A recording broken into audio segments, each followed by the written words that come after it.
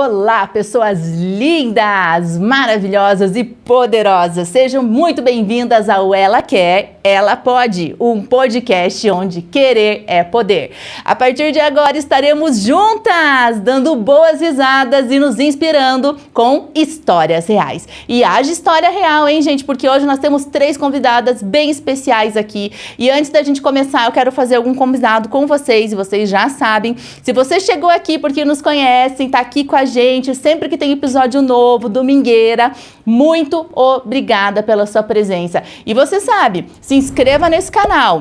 Mesmo você que tá vindo pelas nossas convidadas, não esqueça, se inscreva nesse canal, ativa o sininho para você ficar sabendo toda vez que tiver um vídeo novo aqui nesse canal maravilhoso que a gente adora trazer informação de qualidade e segurança para você. Já sai dando like também nesse vídeo, compartilhando com as amiguinhas que você tem certeza aí que precisa dessa informação. Se você é criadora de conteúdo, está aqui conosco, provavelmente você trabalha com a área da saúde. Obrigada, é a nossa galera lá da comunidade Social Medic. Muito conteúdo legal para você que tem médico aí, que trabalha com os rins, vai trabalhar na campanha, aproveita esse conteúdo aí, já vem entender tudo aqui hoje com essa galera de peso, essa mulherada que eu trouxe aqui para vocês. E antes de eu apresentá-las, eu preciso mostrar para vocês alguns dados bem importantes, tá? 3,1 milhões de pessoas em todo o mundo vivendo com algum tipo de doença renal. Certamente alguém aí na sua rede de network, alguém perto de você sofre ou ainda não sabe que tem alguma doença, tá? Dos rins. 1 em 10 é a proporção de mortes atribuídas à doença renal crônica, sendo a 7ª colocada entre as principais causas de morte no mundo. Forte isso, né, amiguinhos? De 5 a 11 milhões morrem anualmente de doenças renais, especialmente em locais com poucos recursos. Presta atenção. De 80 a 95% dos pacientes que não têm conhecimento do seu diagnóstico, indicando que as pessoas estão morrendo devido a oportunidades perdidas, tá? E para finalizar, e assim, eu só trouxe os principais, né? 50 mil pessoas por ano com doença renal morrem precocemente antes de ter acesso à diálise ou transplante. Tá louco, hein, amiguinhas? Então, vocês estão vendo a importância desse podcast hoje. E quem que nós estamos aqui? Deixa eu pegar aquela cola que vocês já sabem que eu preparo. Nós estamos hoje com a doutora Gina, nefrologista, membro da Sociedade Brasileira de Nefrologia e do Comitê de Diálise Peritoneal, com mais de 20 anos de atuação na área e sócia da empresa DeepCare. Estamos aqui com a Esther, enfermeira especialista em diálise peritoneal, com quase 10 anos de atuação na profissão. Estamos aqui com a Rosiana, formada em enfermagem, com especialização em enfermagem em nefrologia, foi coordenadora do serviço de diálise peritoneal da Clínica Doenças Renais de Curitiba. E hoje nós vamos falar da saúde do rim, claro, com toda certeza. Sejam muito bem-vindas. Obrigada. A pessoa fala pra caramba, né, doutora? Você tá vendo, né? Eu queria que você se apresentasse um pouquinho para os nossos amiguinhos, para eles conhecerem quem é você, doutora. Obrigada, Marcela, pela oportunidade de poder estar aqui e levar um pouquinho do nosso dia a dia e do que a gente gosta e é apaixonado por fazer, que é a nefrologia. Nós estamos, como você viu, né, todas já temos alguma experiência.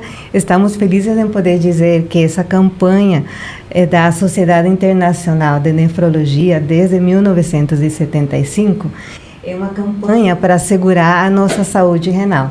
E nossa saúde renal vai depender de muitos fatores, como você comentou, para a gente tentar modificar a evolução da doença renal.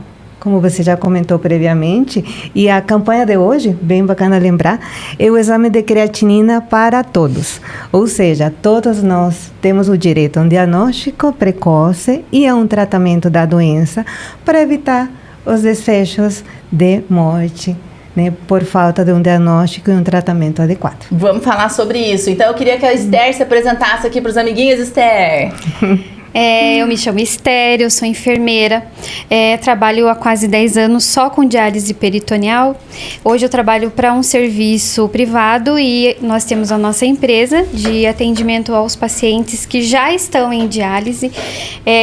Como a doutora Gina, como a Marcela citou, é muito importante a prevenção, é por isso que a gente está aqui hoje para bater em cima dessa tecla novamente para que o pessoal não acabe chegando lá no extremo, para não precisar, assim, do nosso cuidado hoje.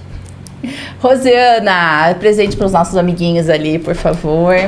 Olá, boa tarde. Obrigada, Marcela. Obrigada. Né? Então, meu nome é Rosiana, sou enfermeira e participo, né, da nefrologia há 36 anos, né? Então, um pouco velhinha, né? Digamos assim. Mas, assim, sempre empenhada, né, no tratamento da diálise peritoneal. Então, desde 1986, eu sempre trabalhei em diálise peritoneal. Mas hoje, agora, né, o nosso foco aqui é a nossa prevenção, justamente para tentar evitar quanto mais tempo possível o paciente ir para a diálise, né? Então a gente vai agora, hoje, focar em prevenção. Legal, eu vi que vocês trouxeram o folder, me dá aqui, que legal. Olha isso, gente, vocês estão vendo que nós estamos aqui com camiseta. Ó, centraliza lá pra nós, Aládio, pra eles verem como a gente tá bonita, lá na câmera do meio. Olha lá, meninas, que beleza, nós estamos aqui, ó, de campanha, obrigada, Aládio, de campanha, bem lindas. Vocês vão encontrar no site, o site qual que é, doutora? Lá é o própria sociedade, né? O Dia Mundial do Rim. Né, que é só colocar isso que já vai aparecer. É da Sociedade Internacional de Nefrologia. Isso, entra lá, tá? Na campanha mundial do rim. Normalmente ela é comemorada na segunda quinta-feira do mês de março. Esse ano ele cai no dia 14, tá? Isso. Lá no site deles, toda essa folheteria, ela tá disponível, se você quiser baixar o arquivo, se você quiser os modelos de post para o seu Instagram, eles colocam lá alguns modelos de post de conteúdo falando um pouquinho sobre a campanha, né? Aí você me fala assim, como assim saúde dos rins? Doutora, eu queria que você explicasse, porque como a gente trouxe alguns dados ali, boa parte da população pode ser que tenha o início já de uma doença crônica no rim. E eu queria que você começasse a falar como é que desenvolve, como é que tudo isso começa, onde que ela se torna crônica, né? Sim, claro. Aproximadamente, Marcela, para você ter uma ideia, né, público em geral, 10% da população mundial apresenta algum grau de doença renal crônica. O que é doença renal crônica? Doença renal crônica é alteração por mais de 3 meses da função do rim. E essa alteração a gente mede através de 2 coisas muito simples a gente fazer. Uma, exame de sangue, chamado creatinina, exame simples, não precisa jejum. 2, um exame de urina. Primeira urina da manhã, é possível, mas se não for possível, pode ser uma amostra da urina. Isso leva para a gente ver o quê? A creatinina, que é o exame de sangue, para a gente ter uma ideia de quanto a gente tem de taxa de filtração de rins, ou seja, como ele está funcionando. Né? Nós sabemos que todos nós, a partir dos 40 anos, todos vamos envelhecendo. É um processo natural. De que idade mesmo? É 40, mas pode ser que antes. Eu discordo, entendeu? Isso aí. Porque eu vejo, assim, as minhas amiguinhas, elas têm uma média de 60 anos, as mulheres que estão na minha volta, assim, sabe? E eu vejo essas mulheres, elas estão super bem, né? Super bem. Então, ali com os seus 60, você já tem que ter aí, ó, 20 anos cuidando da sua saúde. Porque todo especialista que a gente vai conversar, ele fala assim, a partir dos 40 anos, parece que o corpo humano foi feito para viver 40, né? Depois tudo começa a dar uma pipocada, assim. Você não sente isso, doutora? Sentimos, mas nós temos a prevenção, que é por isso que estamos aqui para conversar. E a prevenção, além de dizer a creatinina, como é que é a taxa de função, é uma estimativa, tá? Não é para a gente ver o exame tá alterado, é uma estimativa que é baseada num cálculo matemático. Né? Esse cálculo leva em consideração a nossa idade, por isso que eu me referi que os rins vão envelhecendo a partir dos 40, leva em consideração o sexo, né, e o valor da creatinina, que é o exame de sangue. Então, isso é um parâmetro para dizer se você tem doença renal crônica ou não. E o outro parâmetro é um exame simples de urina. E esse exame simples de urina vai dizer para a gente 2 informações importantes. Se a gente está perdendo proteínas ou se a gente está perdendo sangue através da urina.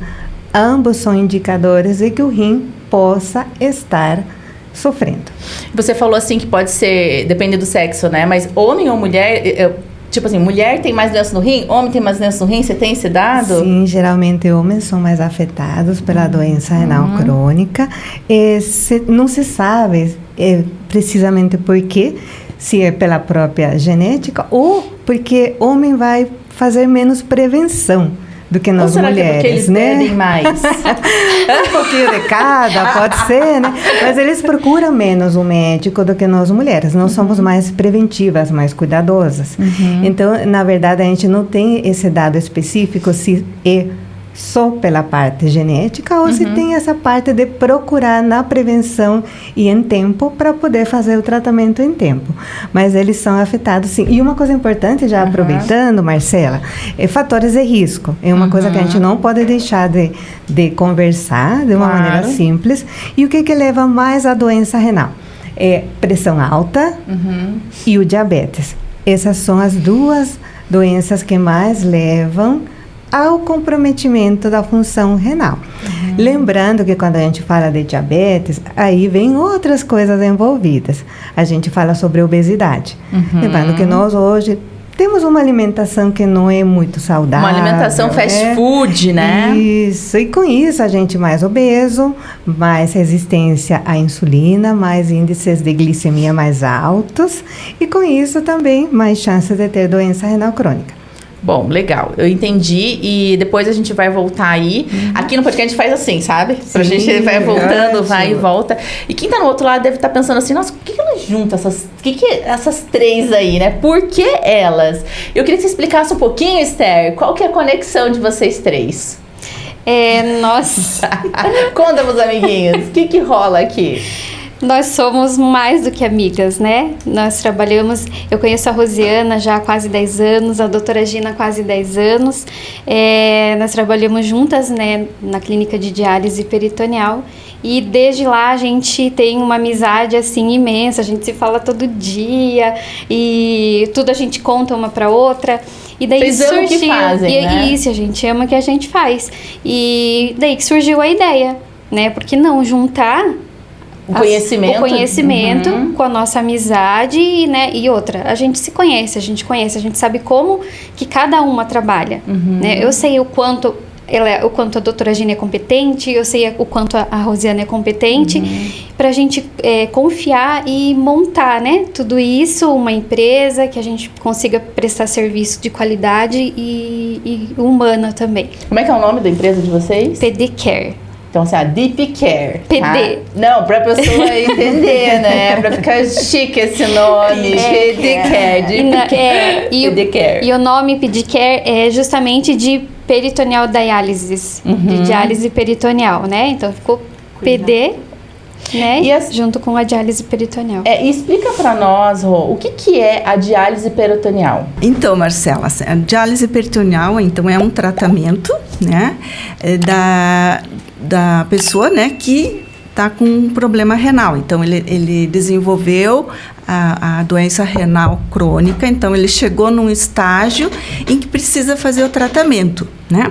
Então, existem 3 tratamentos, né, para a doença renal crônica, né, que seria a hemodiálise, a diálise peritoneal e o transplante, né? Então, o transplante é um tratamento, na verdade. Muitas vezes as pessoas acham que Não é cura? Não é cura. Não é cura. Se eu tô com um rim novo, não vai funcionar de novo? Tempo.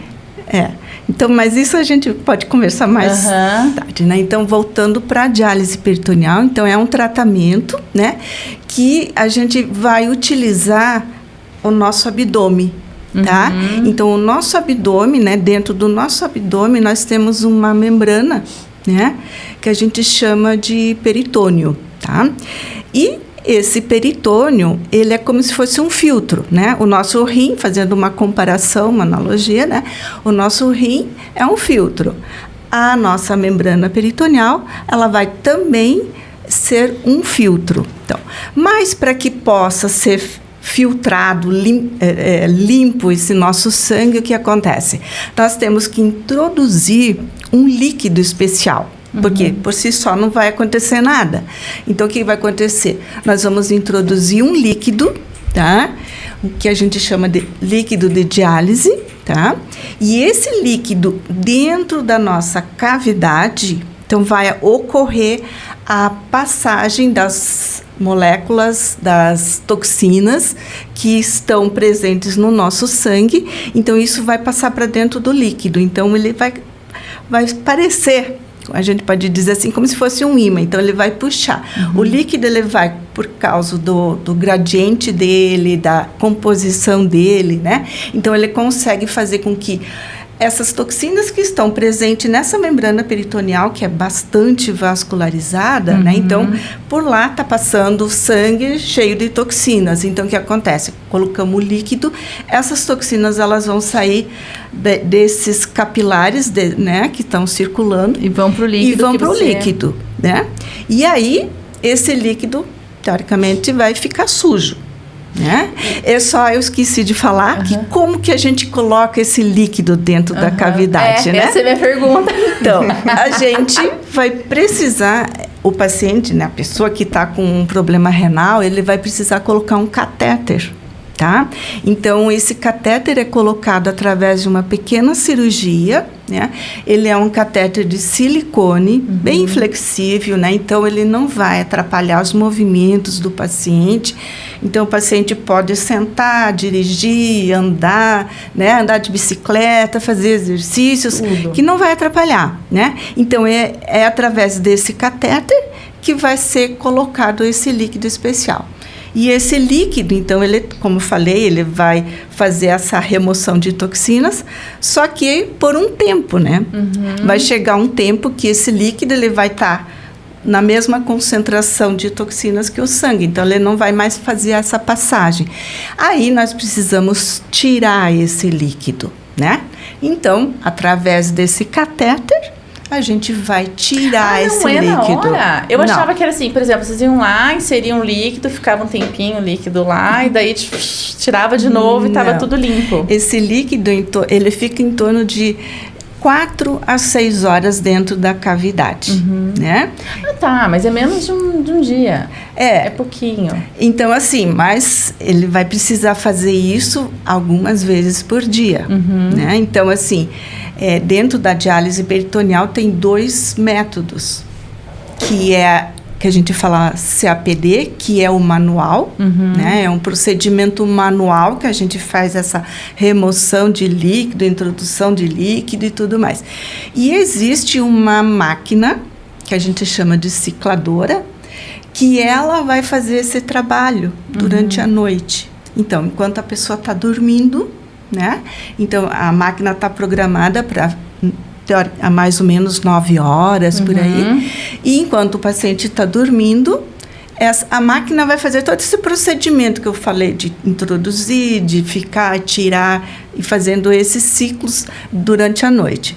Aí chega de manhã cedo, ele só se desconecta, que a gente fala, né? Se desliga da máquina, coloca uma tampinha no seu catéter, e ele está livre durante o dia todo para as atividades dele de rotina. Ele tem que fazer todo dia quando ele dorme? Todos os dias. E aonde que entra a PDCare? A PDCare, ela entra justamente para aquele paciente que já está em terapia. É assim, para fazer a diálise peritoneal, eles precisam... Tem muitos pacientes que conseguem fazer a diálise sozinhos. Então, eles vão lá, se conectam na máquina, né, fazem todo o procedimento sozinhos. Agora, a gente tem pacientes que dependem de cuidadores, né? Então, Não, mas peraí. Esse paciente que coloca sozinho, ele tem que passar por um curso para isso, né? Isso, exatamente. E como é que ele vai fazer tudo isso? Eu não sei nem... Eu tô tentando imaginar o que essa pessoa tá passando, né? Eu penso num pós-cirúrgico de plástica, que ela tem que ficar com aquelas bombinhas com sangue, com não sei o quê. Eu penso que é mais ou menos uma... É mais ou menos parecido com isso. Aqueles pacientes que têm os cuidadores, geralmente os cuidadores né, troca de cuidador. Rotatividade. A rotatividade é muito alta. Um filho, às vezes, que está fazendo no pai e na mãe a diálise e precisa viajar, é aí que entra a pedicare. Então, nós vamos lá. O meu filho vai viajar, vai passar 30 dias, vai viajar, e eu não tenho ninguém para fazer a diálise. A gente entra, vai lá, faz a diálise, né? Treinamentos. Então, muitas clínicas hoje, elas dão o treinamento... Vocês vão até a casa da pessoa. Até a residência. Então, a clínica é mais limitado. Eles não vão, eles treinam uma vez, né? Porque é muita gente, então eles também não dão conta. Então, aquele paciente que precisa, de repente, treinar um outro cuidador, tem um pouquinho mais de limitação, que a gente precisa que alguém vá na residência fazer esse treinamento. Então, a gente faz tudo isso. Aquelas clínicas que desejam implantar, que desejam ter uma educação continuada para treinar funcionário, nós também vamos até lá. Não, e nada paga o conforto de estar em casa, né? Porque Exatamente. se o paciente já tem essa dificuldade, já está com um problema ali, ele sente dor? Doutora, sente isso aí? Como é que é? Não. Ele não sente dor? É indolor. Indolor. Então, mas eu não digo o procedimento. Durante a vida, as atividades dele, ele sente algum incômodo? Não? Então, só o fato, o desconforto de ter que sair de casa, pegar a fila, enfim, ir para uma clínica, depois ter que voltar, porque isso acontece à noite, né? E nem sempre pode ser que seja à noite, dependendo do horário da clínica, né? Sim. Dependendo do horário da clínica, é só durante o dia. Claro, não é obrigatoriedade fazer enquanto você está dormindo. A grande maioria, 99%, fazem à noite. Mas, eventualmente, a gente tem pacientes mais idosos que tem dificuldade, tem insônia, não conseguem ou não tem um cuidador à noite, eles vão fazer durante o dia. Mas isso é muito particularidade de cada um. E eu só queria acrescentar, completando o que a Rose falou a respeito da diálise peritoneal, nas terapias renais, quando os rins já não dão mais conta do recado.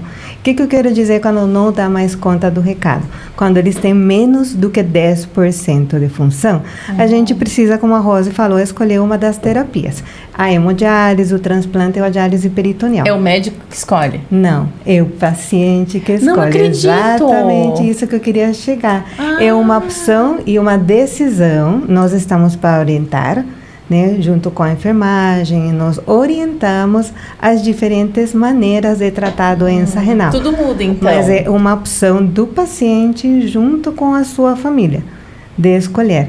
No Brasil, infelizmente, porque eu considero a diálise peritoneal uma terapia boa, que funciona, simples, só menos do que 5% dos pacientes no Brasil em terapia de diálise fazem diálise peritoneal. Só 5%? Muito menos.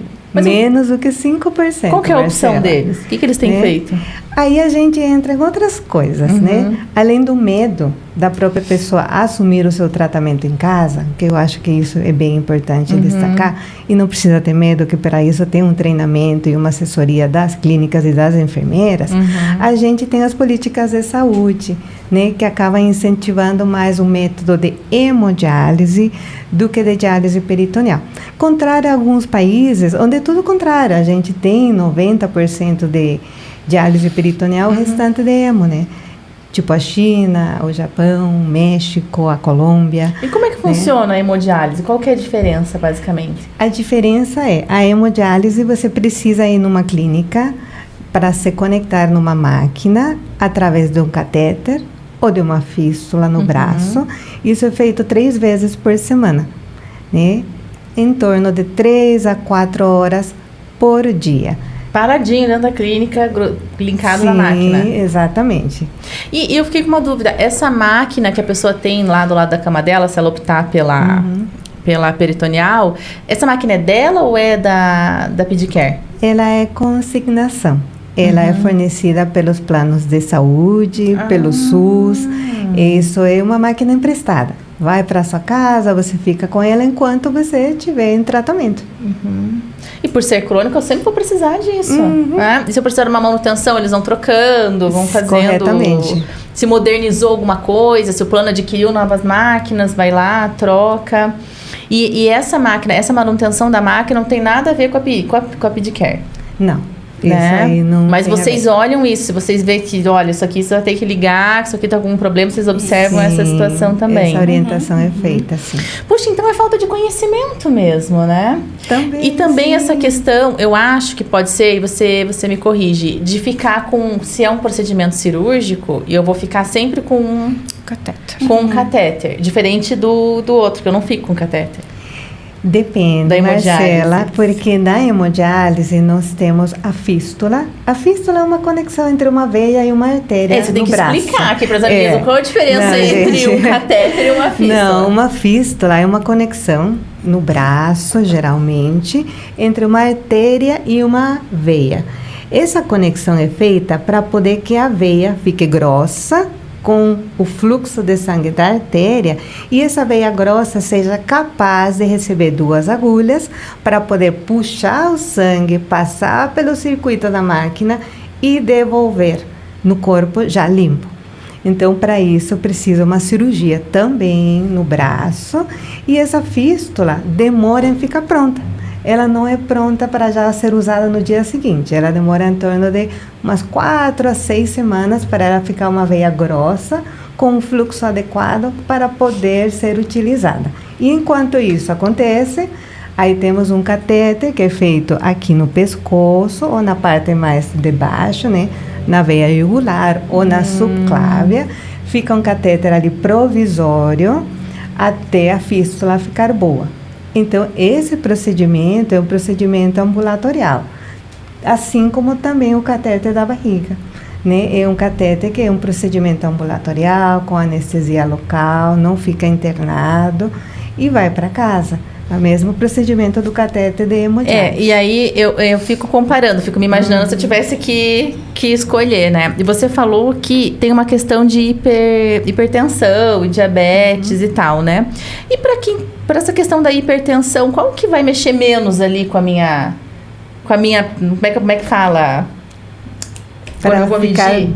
A sua pressão arterial? A minha pressão arterial, qual que vai mexer menos? Porque se eu já tenho problema, né? Sim. E se eu fico ansiosa lá numa máquina ali enorme, né? Isso. Pra lá, pra cá. Como Isso é que funciona? muito particular, Marcela, depende de pessoa para pessoa.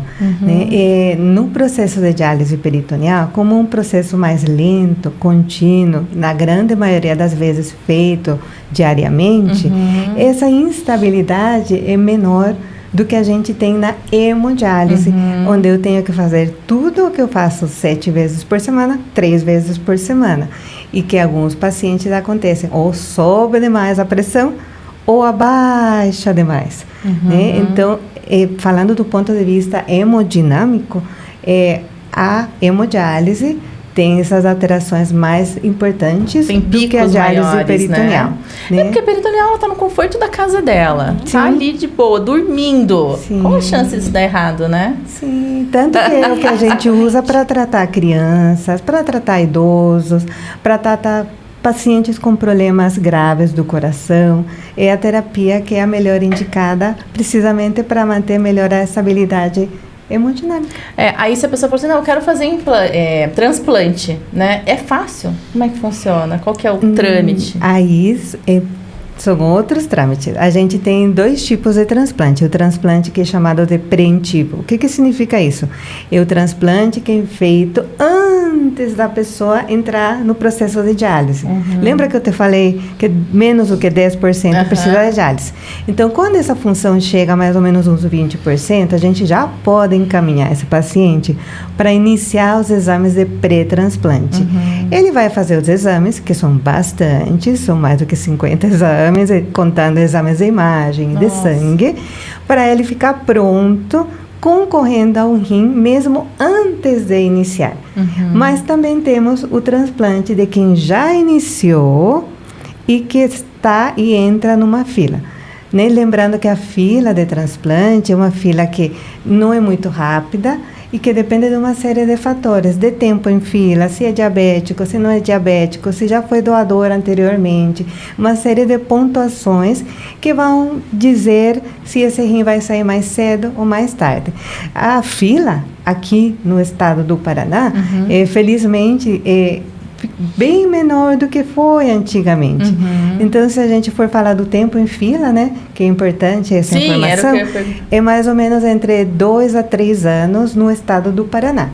Tem estados que eles transplantam mais rápido, como Santa Catarina, né, São Paulo, o Hospital do Rim transplanta mais rápido. Tá, daí ele transplanta, daí não vou precisar mais fazer nem a hemodiálise, nem a peritoneal. E como a Rose falou anteriormente, o transplante renal não é um processo curativo, né?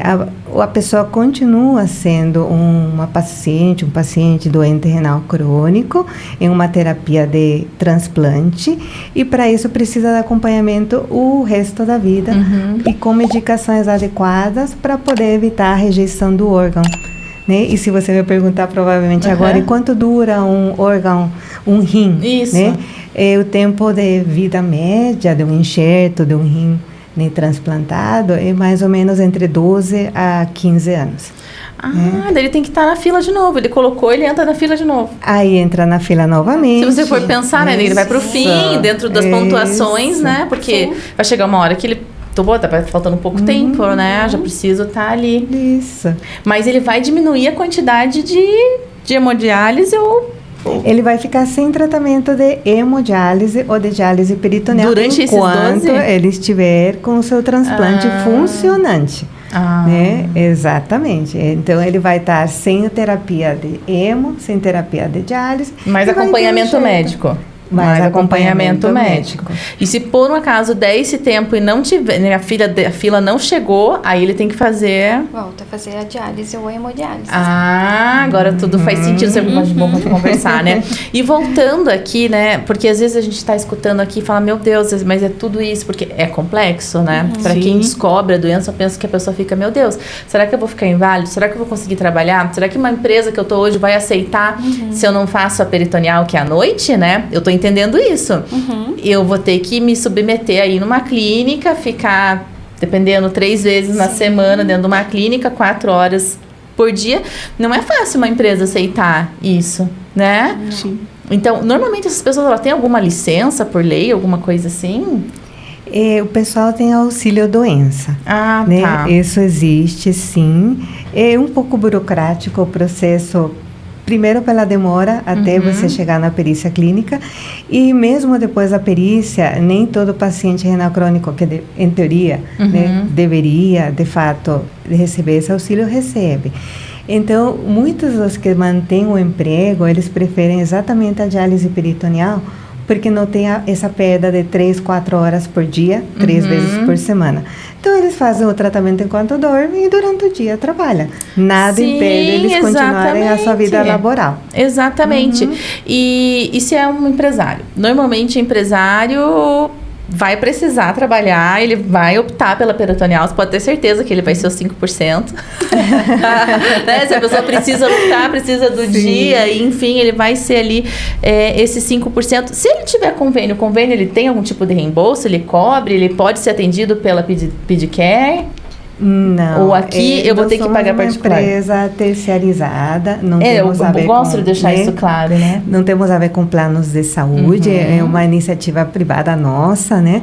E é um serviço com custos realmente particulares, sim. Exatamente, porque por mais que ele tenha o convênio, ele vai ter acesso àquela máquina, que é em consignado, ver se eu estou indo no raciocínio certo. Você vai estar lá, vai ter teu convênio, vai ter a tua máquina lá, mas você precisa de alguém para te auxiliar, né? Porque sozinho o risco é maior, porque deve ter um risco de infecção, né? Porque se é um procedimento, né? Tem que ter toda uma higiene. Eu vejo que as pessoas não sabem cuidar da lente de contato delas. Imaginem do negócio. Exatamente. Né?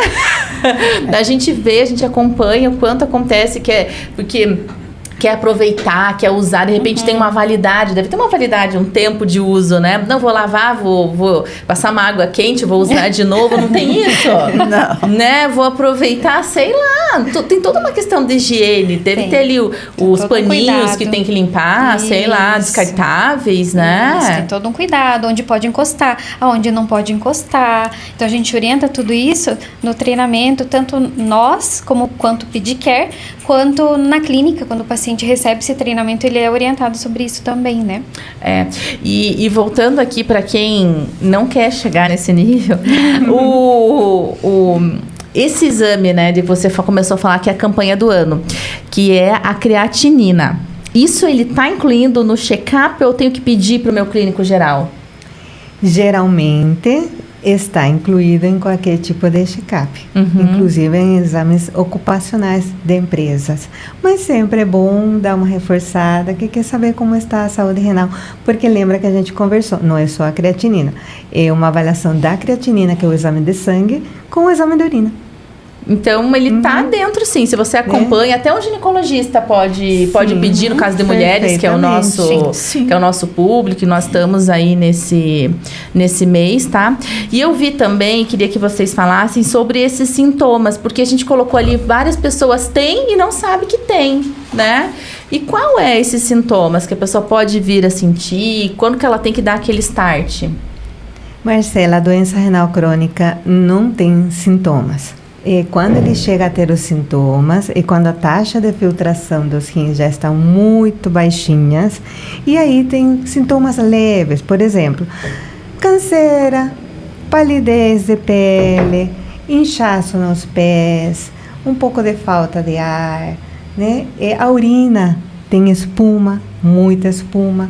Lembrar o que significa isso, até isso é importante para o pessoal saber. É proteína na urina. Então, uma urina que tem uma discreta espuminha, não nada para assustar. Porém, se essa espuma vai aumentando e tem muita espuma no seu vaso, quando termina de fazer o xixi, é importante procurar o seu médico que acompanha para fazer exames de rotina. E a pessoa tem aquela coisa, eu tô indo muito no banheiro, ou tô com uma dor nas minhas costas, é o rim. Isso não tem a ver? Então, a doença renal não tem dor. Quando a gente tem dor na parte lombar, geralmente, e vinculada a rim, ou é pedras no rim, que sim, dor, quem já teve pedra no rim já sabe disso, que né? a dor é igual de parto, né? Né? Ou infecção urinária, uma infecção urinária séria. É a única circunstância em que realmente o rim dói. O que se confunde bastante, Marcela, é pela proximidade com a coluna. Então, às vezes, meus rins estão doendo. Nem sempre são os rins, às vezes é a parte lombar. Então, checar para poder a gente fazer esse diagnóstico entre uma coisa e outra. Meu Deus do céu, o negócio aqui é isso, gente. O negócio não tem dor. Eu tô tentando ajudar vocês para ver se tem um sintoma. Se é que nem a vovozinha fala lá, tá com dor nas costas, toma cuidado, né?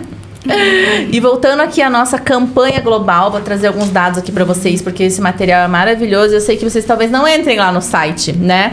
E eu vi aqui, desde o seu lançamento em 2006, o DMR não parou de crescer em todo o mundo. A doença não conhece fronteiras. Vamos dar as mãos a partir de todos os lugares, tá? Então, é uma campanha mundial, gente. Não é só o Brasil nessa luta, tá? Durante todo o ano, né, as doenças, como é que fala o DMR? Doença renal crônica. Doença renal crônica, porque o DMR deve ser o Dia Mundial do Rim.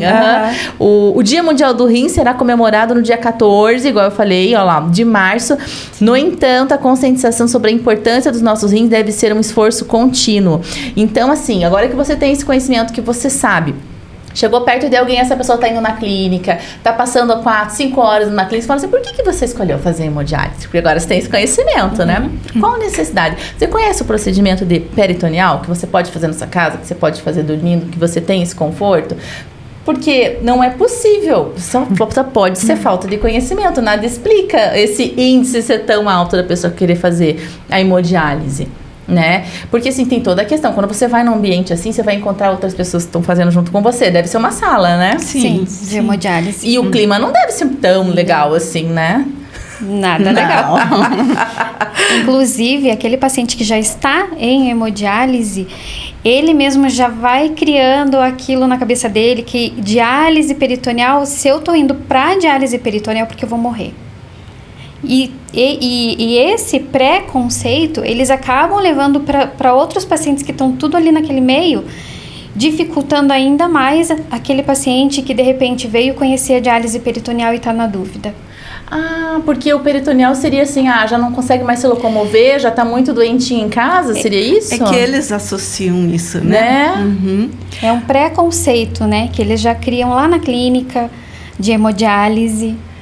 E geralmente o paciente da hemodiálise de muitos anos, eles acabam já perdendo o acesso para a hemodiálise. Então, assim, a fístula, como a doutora Gina falou, então já foi feito em vários locais, no outro braço e tudo mais, e não tem mais como fazer fístula. Catéter, né, que é colocado temporariamente também, fazendo obstruções, tudo na própria colocação do catéter, né? Então, esse paciente, ele precisa ir para diálise peritoneal.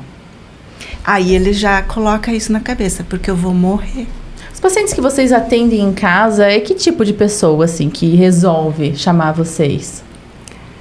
A grande maioria, assim, são mais idosos, né? Então, os idosos, assim, porque o idoso geralmente precisa de alguém que faça para ele, né? Ou é filho, ou é o cuidador, alguma coisa assim, né? Então, eles, às vezes, né, que nem a Esther falou, o filho vai viajar, né? Pega férias, ou vai a trabalho, alguma coisa assim. Ou trocou o cuidador. Ou trocou o cuidador, né? E aí, então, nós vamos lá dar esse apoio, né, pro paciente, né?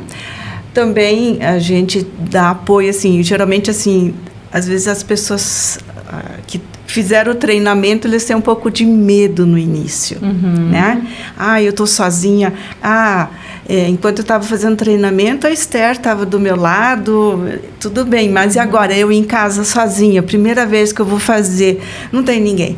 Aí eles também chamam a gente, né, para dar aquele suporte, tipo assim, vou acompanhar, ou eu vou fazer, depois você faz. Esse né? líquido que tem que pôr ali, que você falou, isso vocês já trazem, ou a pessoa que já tem que comprar e deixar tudo certinho? Não, ele já recebe, né? Então, assim, o próprio convênio, né? Então, esse material todo já é encaminhado para a casa do paciente. A máquina e todos os Tudo. Líquidos ali que vai precisar. Mensalmente chega uma remessa de material, de líquido, digamos, né?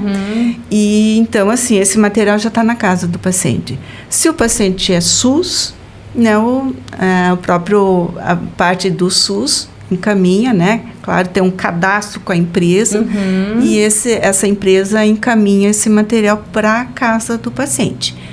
Vamos dizer que ele quer viajar, né? Ele quer ir para a praia agora, no verão, né?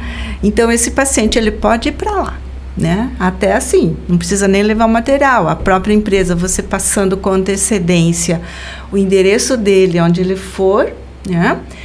Esse material vai para lá. Fiquei curiosa. Quando a pessoa tá com esse catéter, ela pode entrar na piscina, água do mar, praia? Pode. Vida normal. Sim, a gente tem um cuidado, né, de proteger ali a região, né? Mas ele pode entrar, banho de piscina, banho de mar, tudo mais. Vida normal, né, Vida gente? normal. Vida que segue. Trabalhar, estudar. Isso vai ter algum cheiro? Não, tem escape na roupa, alguma coisa assim? Nada. Gente, pelo amor, olha só, que tranquilidade. O catéter. Pega ali, fazendo diálise. O catéter ali, ele cicatriza bem ao redor da pele. Então, não tem nada de escorrer secreção, sangue, alguma coisa assim. Né? Eu acho que esse deve ser o medo de quem tem o diagnóstico, porque quem tá de fora não sabe como é, né? Eu nunca vi um catéter, por exemplo. Por isso que eu pergunto se escorre algum líquido, se tem mau cheiro, se pode entrar em piscina. Mas se ele fica bem cicatrizadinho ali na volta... Sim. Inclusive, o paciente pode tomar banho normal de chuveiro, porque às vezes, assim, o paciente assim, acha, eu vou colocar um catéter na minha barriga e não posso mais ter a minha higiene normal, tomar banho e tudo mais. Pelo contrário, precisa ter a higiene melhor do que nunca, né? Então, o banho diário não é contraindicado. Ele não vai entrar com uma bolsinha, nada, né? Ele vai ficar ali fechadinho, só na hora que for plugar na máquina lá. Exatamente. Que ele vai ter isso aí. E vocês Pode namorar. Pode namorar também, Pode eu imaginei. Eu imaginei, você pode entrar na piscina, né? Você pode fazer outras coisas. Sim, porque às vezes a preocupação também é essa, né? Ah, eu tô com meu parceiro, eu tenho um catéter agora na barriga, né? Vai me machucar, não vou poder, né? Não, namoro normal. E a alimentação dessas pessoas, como é que é? A alimentação tem que ter os certos cuidados, principalmente quando a gente fala sobre sódio, né, Marcela? Eu acho que não é só para o doente renal crônico, o sal que você está falando, nem para hipertenso, mas o sal é um vilão para todos nós, né? Então, quando a gente fala de sal, é embutidos, congelados, comidas industrializadas, refrigerantes, muita Coca-Cola, não tomar água. Ai, gente, falando disso, isso faz parte dos cuidados para a saúde renal. Então, tomar água bastante o suficiente, evitar o uso de anti-inflamatórios de maneira contínua. Anti-inflamatório não combina com a função renal normal. Não, peraí. A gente usa então, para eu evitar, além de eu tomar muita água, eu não posso ficar me enchendo de anti-inflamatório. Não pode. Aqueles remedinhos que a gente compra lá na farmácia, sem receita. Isso, por quê? Claro, mas eu tô hoje com uma dor de garganta, tô com dor de... 2, 3 dias, não tem problema nenhum. Mas uso crônico, quero dizer, todos os dias um comprimidinho de anti-inflamatório por muito tempo, faz com que a nossa saúde renal se veja prejudicada, assim. Então, ficar alerta, principalmente nas pessoas que têm dores crônicas, né? Dores articulares, dores nas juntas, né? Crise de gota, né? Que acabam tomando bastante anti-inflamatório para o controle da dor. Tem que ter isso em mente, cuidados para então, não nada abusar. de salaminho, nada de linguicinha, né? Embutidos, é isso que eu tô entendendo, McDonald's, né? Fritura. Ou seja, você vai ter que ser meio vegano, assim, né? Não necessariamente. Marcela. E uma coisa importante, já aproveitando, só tem uma coisa que realmente é proibida para quem tem doença renal crônica, que é uma frutinha, até eu vou olhar para cá para poder ver. Isso, é a carambola. A carambola é uma fruta que quem já tem o diagnóstico de doença renal crônica não deve ser utilizada. A carambola tem uma toxina que ela não é filtrada quando os rins estão doentes. Então, por favor, quem já sabe do diagnóstico da doença renal crônica, não usar nem comer carambola.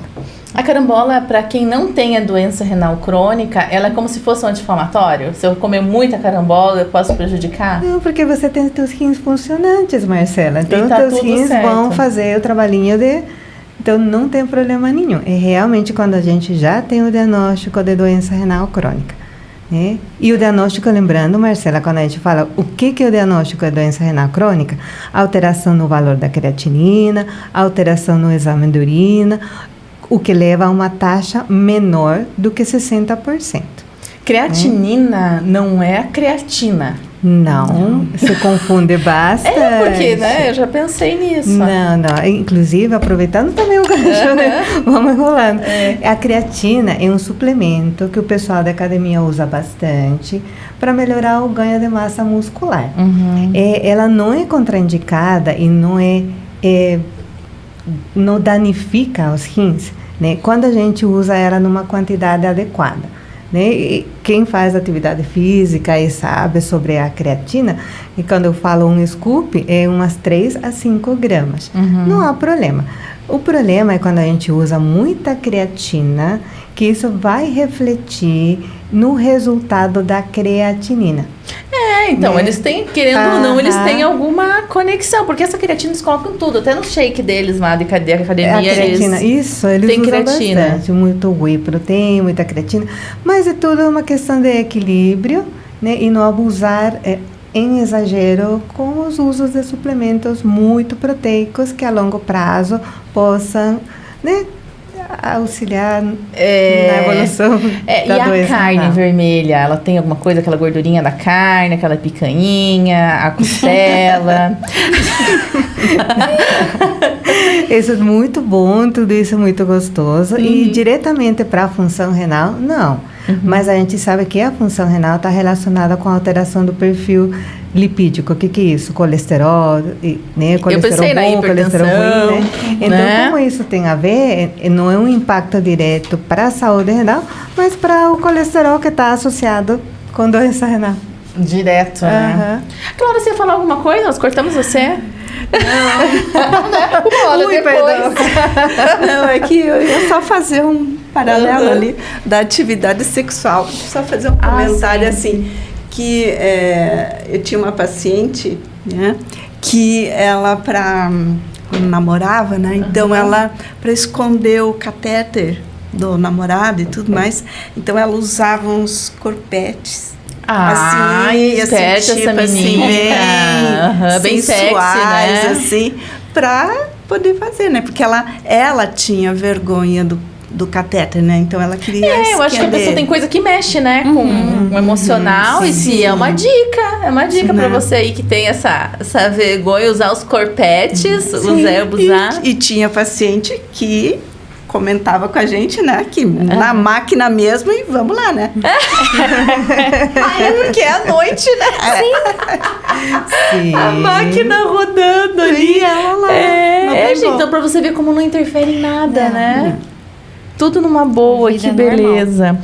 Aqui também, no Dia Mundial do Rim, eles colocam algumas observações que a gente não pode esquecer de falar cada vez que a gente se reunir, pra gente fazer... Isso é considerado um evento, tá? De conscientização. A gente vai medir isso aqui, doutora Gina, todas elas vão estar reportando isso lá também. Todas as pessoas que visualizaram, por isso que é importante você estar compartilhando esse vídeo, porque isso conta, tá? E a gente tem noção de quantas pessoas estão sabendo disso, até porque para ela poder escolher melhor. Ter uma fonte segura de escolha, ela não ir por influência de uma outra pessoa, que ela falou assim, tá vendo outras pessoas que sofrem do mesmo problema e tá indo pelo máximo, assim, né? O pessoal tá escolhendo isso, eu vou porque eles escolheram também. Então, deixa de ser uma escolha pessoal, né? Então, o conhecimento, ele é um poder que você tem na mão, né? O conhecimento, você poder estudar, você saber o que você tá fazendo e fazer por você, e não pelo outro, isso é importante, tá? Ele colocou aqui, que a prevenção eficiente da doença renal crônica requer políticas de saúde holísticas, financiamento, educação pública e acesso a rastreamento, diagnóstico precoce e tratamento de qualidade, tá? Preencher as lacunas significa fornecer treinamento aos profissionais de saúde. É aqui, é o que a PediCare está fazendo. É isso que ela está falando para vocês. Você tem uma ideia, quer implantar isso na sua clínica, quer saber como é que faz, você pode chamar essa assessoria também, tá? Isso faz parte da conscientização. Minimizando a perda de profissionais, educando sobre o DRC, com inovação no tratamento e acolhimento para melhorar o bem-estar do paciente. Uma dica que ela deu aqui, uma coisinha, porque ela já convive com as pessoas, então elas têm as boas práticas de como que a gente melhora isso, tá? Tratamento inadequado surge de duas lacunas nas políticas: educação insuficiente para pacientes, provedores, escassez de recursos e acesso limitado a medicamentos, necessitando de estratégias amplas centradas no paciente e localmente direcionadas.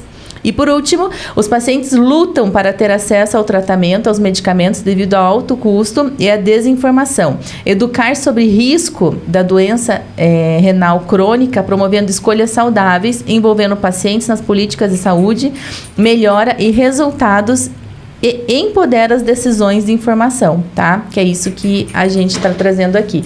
Vocês vão encontrar aqui na descrição desse vídeo também todas as redes sociais, a gente vai estar marcando, que estão fazendo essa campanha, que é da Sociedade Brasileira de Nefrologia, tá? Era isso que eu queria lembrar, o site da Sociedade Brasileira de Nefrologia. Tem alguns Instagram internacionais aqui também. E as hashtags, tá? Tem tanto a da campanha mundial, como aqui no Brasil, que é o Dia Mundial do Rim. Então, pode subir essa hashtag aí. Eles têm um desafio também rodando aí nas redes sociais, que você pode compartilhar uma foto sua mostrando seus rins na rede social. Isso vai chamar atenção, né, meninas? Olha aqui, trouxe o nosso.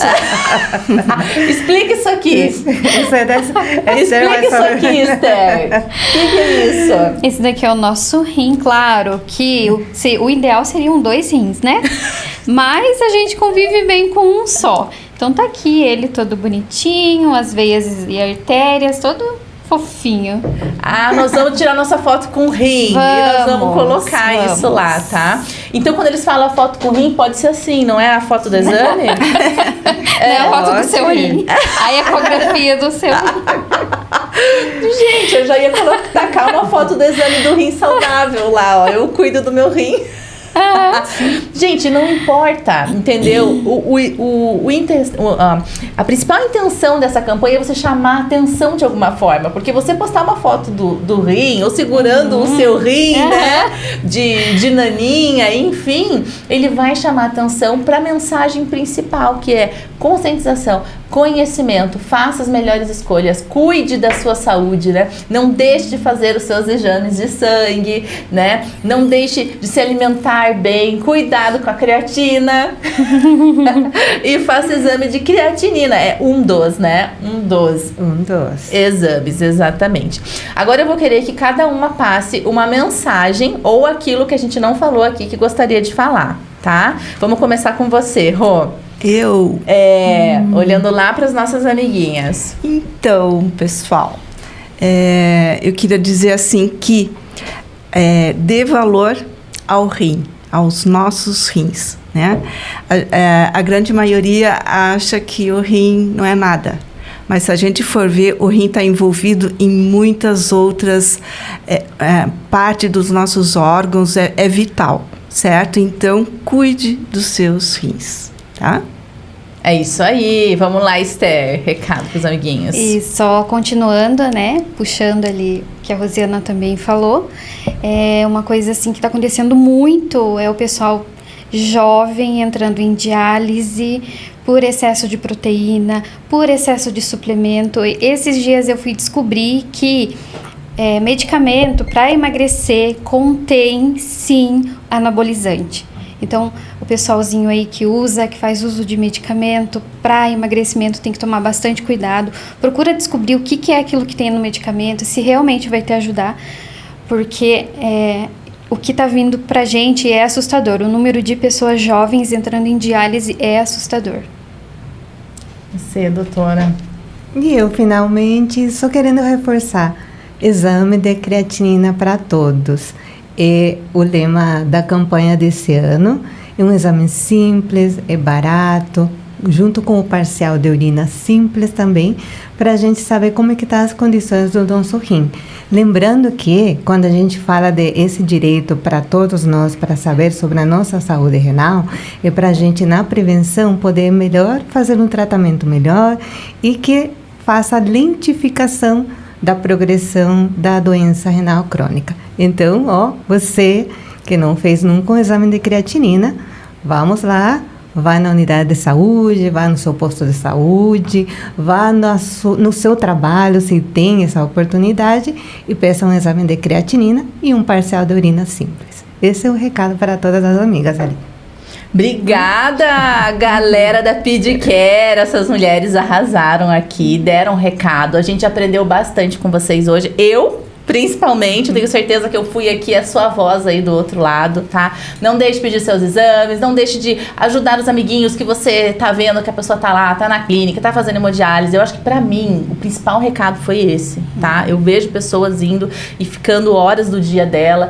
O tempo é vida. Tempo é vida. Se você pode estar fazendo esse tratamento dormindo, por que você está escolhendo outra alternativa? É muito pessoal isso, né? Pode ser que a pessoa tenha alguma coisa no sono, enfim, tem a escolha, mas assim, que você tenha esse conhecimento. Se lá fora já acontece isso, a doutora falou que a grande maioria, né, fora do Brasil já faz e vai estar optando pelo peritoneal, então fica para esse recado, e principalmente para você, que foi o que eu entendi aqui, que não tem problema no rim, cuide do seu rim, que nem falou a Esther, por favor, né, a beleza é legal, a gente quer ficar bonita, a gente quer ficar magrinho, mas gente, vamos fazer isso de forma saudável, vamos cuidar da nossa alimentação. Sim. Não tem milagre, né, às vezes você vai fazer um medicamento que tá dando muito certo, mas poxa, por outro lado, depois você vai ficar com um barrigão cheio de líquido aí, entendeu? De coisa, porque o rim não vai aguentar, tá? Então vamos cuidar da nossa saúde, fazer exercício físico, se alimentar bem e não ficar comprando remédio sozinho, anti-inflamatório na farmácia, não é isso? Isso mesmo. Perfeito. Então é isso, meninas, vamos olhar lá no meio e vamos dar tchau. Tchau e até o nosso próximo podcast. Tchau. Beijo!